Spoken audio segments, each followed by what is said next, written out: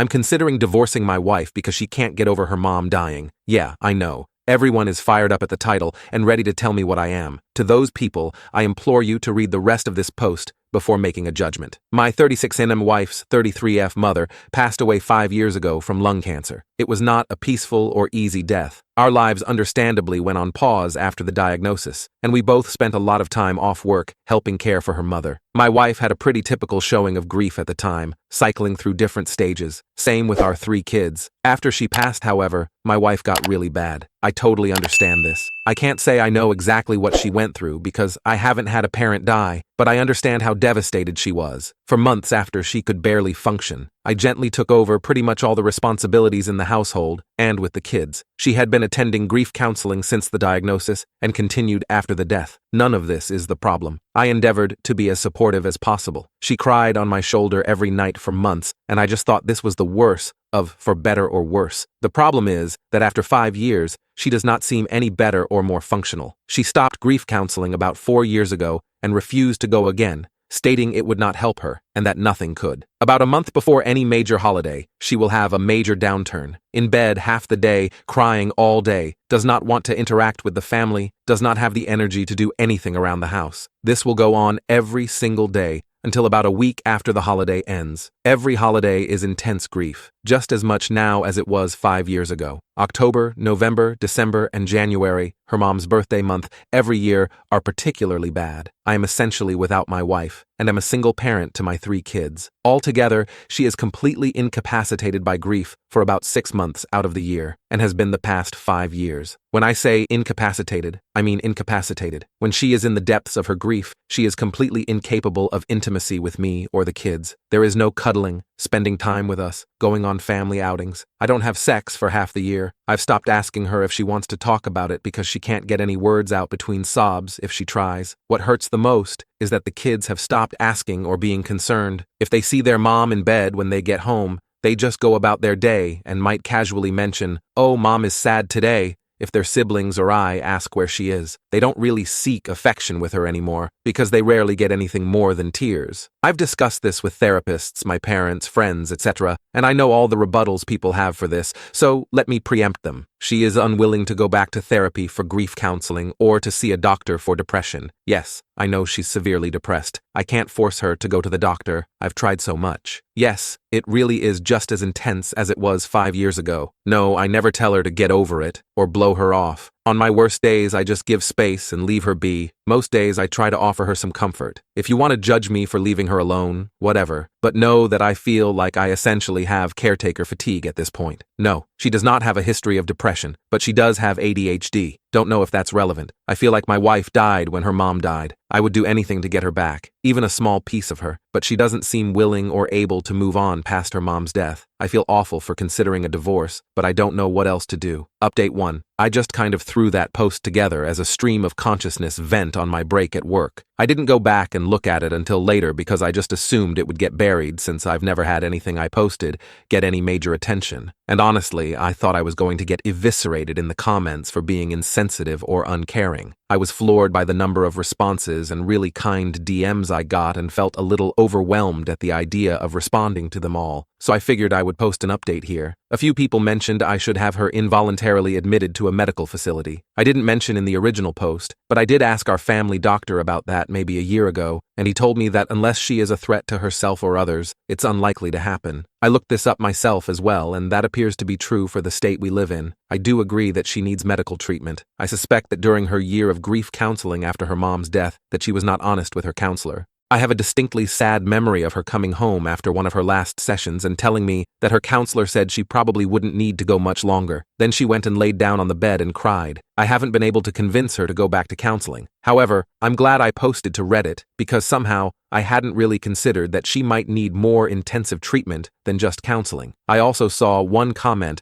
that scared the hell out of me, that she may do something drastic if I give her a divorce ultimatum. With those things in mind, I don't think doing that is the way to go. Instead, I'm planning to write her a letter explaining how we need her back, and that we love her and care for her deeply, but she needs more help than we can provide alone, and tell her that she needs to go to the doctor and be honest about what she's been going through. Update 2. My soon-to-be ex-spouse has completely gone insane. After my last post, I spent a couple of days writing the letter to her. In it, I explained that the kids and I love her dearly and that we're concerned for her. I outlined all the worrying behavior and told her that I believe she needs to seek additional medical care. I explained that it sounded like she had complex grief. Thank you everyone who pointed that out, and that the grief therapy she went to years ago was insufficient to help her get through it. I did not say anything about potentially divorcing her, but did say that the kids can't continue to live in their current situation. It was a long letter, and I don't really feel like transcribing it here. I read the letter to her the same night I finished writing it after the kids had gone to bed. After I finished reading, she just stared right through me, 1,000-yard stare, for probably 15 minutes, then finally stood up and started walking to the door. I panicked and tried to stop her, asked her where she was going. Can we talk about this? I'm concerned for your safety. She rolled her eyes at me and said in the coldest voice I've ever heard her use, I hope when your parents die, someone doesn't tell you to get over it. After that, I didn't try to stop her. I just let her go. I was pissed off for maybe 5 minutes before the panic set back in. I legitimately thought she was going to end herself. I checked my phone and she had turned her location off. I called and texted probably 50 times over the next hour,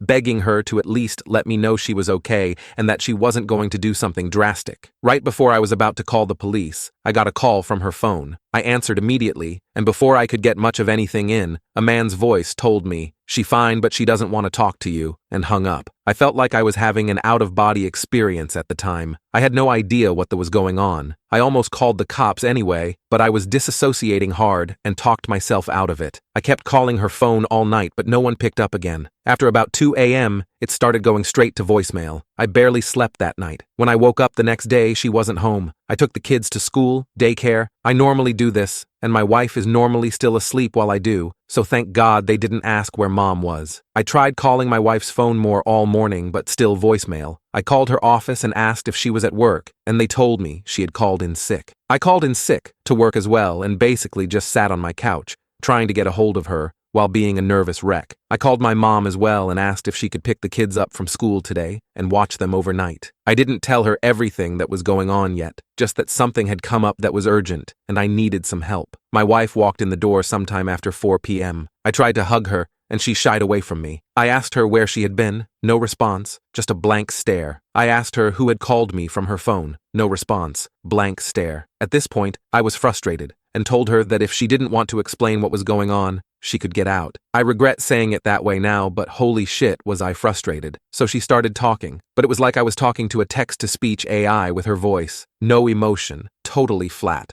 almost annoyed. She told me that she had gone to her friend John's, fake name, house. I had no idea who the John was and asked her to explain further. Over a 2-hour or so conversation where I had to pry details out of her, I got most of the story. She was answering like a lawyer, very basic answers, no details or context outside of exactly what I was asking her. Basically, John is a co-worker. I've met the dude once or twice at office party type events, but never really talked to him. I never saw him hanging out with my wife or showing interest in her. But apparently over the last year or so, she has been spilling all her feelings about her grief over her mom's death to him, and he's been comforting her. He had a parent die from cancer too, so I guess she felt they had a connection she didn't have with me. After I read her the letter, she says she realized that I don't care about her or her mom's death, and went to John's house to talk, be comforted. I flat out asked her if she was having an affair with him, and she told me no. I asked her why she never mentioned she was close friends with this unknown guy, and she told me it was none of my business. I asked her if anything had happened between them while she was there, and she says they cuddled,